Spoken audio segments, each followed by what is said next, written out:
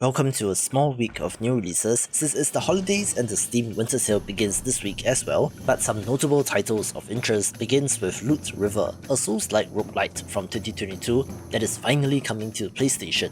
In case you missed it, this is an interesting Tetris-like moving platform mechanic, in addition to the combat which has led to some interesting ideas and was one of the visual standouts of last year.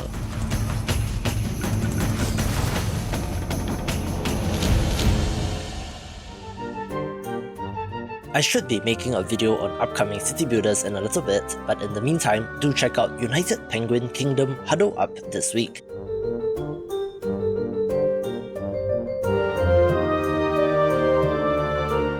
This is a free demo of a survival city builder game in which you lead a flock of penguins as they establish and expand their settlement with some rather impressive modern day looking structures.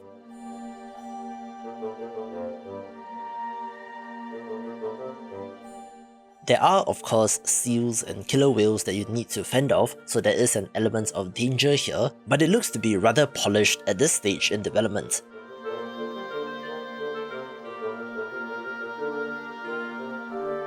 The demo will allow you to play for 1 year of in-game time, so it's one way to get a feel for the game, with the full release due in 2024.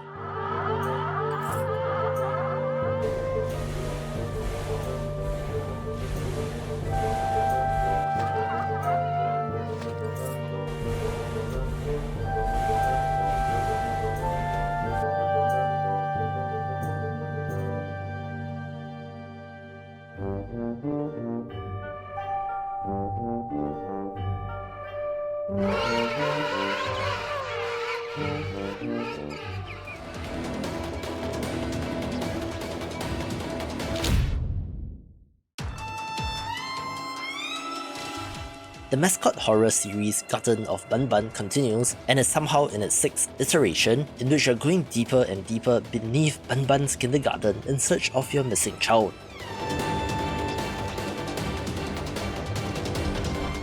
This type of game is not my jam, but it has its fans and seems fairly popular, so if you're interested, do check it out, although I do think you need to start from the first game.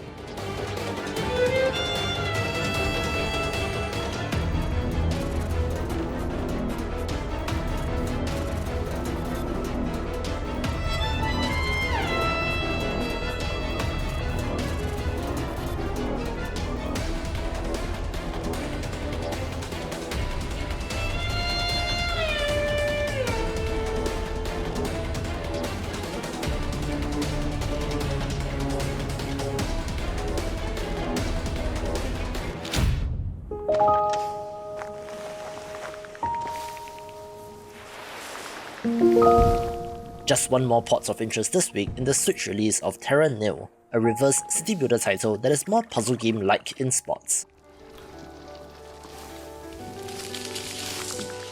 You are attempting to revive a barren wasteland by introducing water, greenery and more, gradually creating a lush green ecosystem, and then having to destroy any trace that you were ever there, being one of the best games of the year and is not to be missed.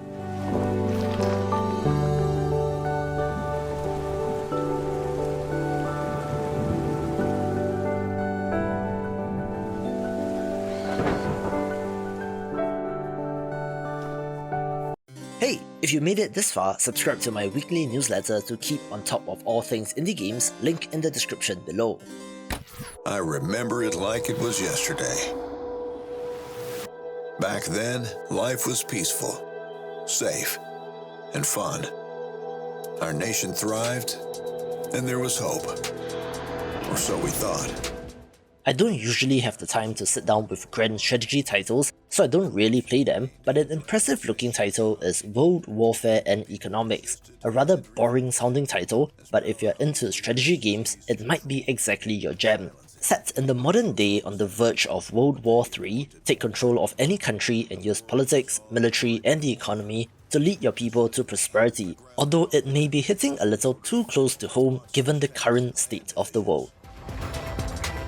Then, as the Earth stood still, the sky erupted with thunderous jets and missiles rained like a summer storm. Lastly, the horizon darkened, surging forward like a relentless tsunami of soldiers and war machines, crushing all in a wave of total destruction. But in the heart of the storm, a daring mission took flight. Venturing beyond our world, we sought resources to change the course of history, hoping to save the world.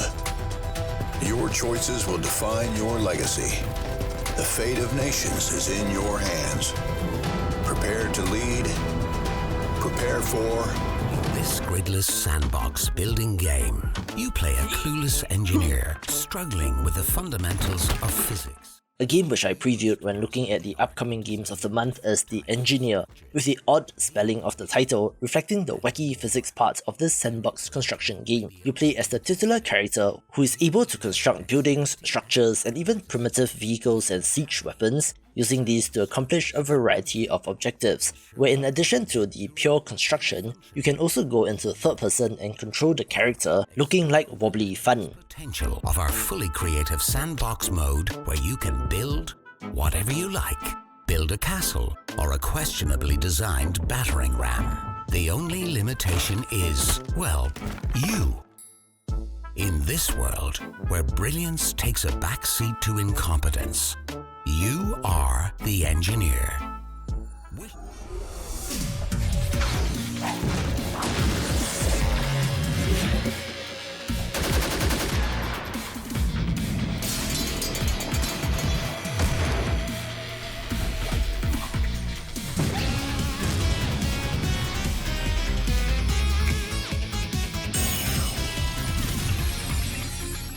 It's pretty wild to see the growth and evolution of this title, since you might not be able to tell what it is at first glance of its animated trailer, and then comes the most unlikeliest of crossovers in Vampire Survivors Emergency Meeting, having characters from Among Us inserted into this game.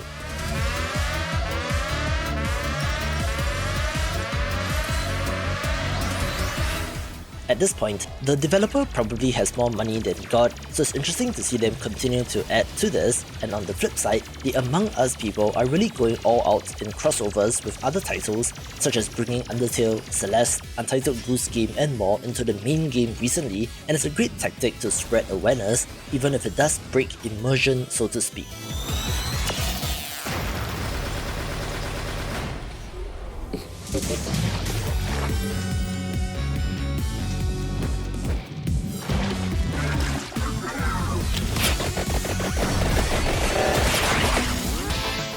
I shall leave you with a dope looking turn-based first-person dungeon crawler named Path of the Abyss, which has a sick art style, classic first-person exploration, real-time combat and more, coming to us from a Japanese developer, and I think should have an English version, at least based on screenshots, and is a classic looking title for fans of the genre. For more great looking pixel art games, watch this video for more.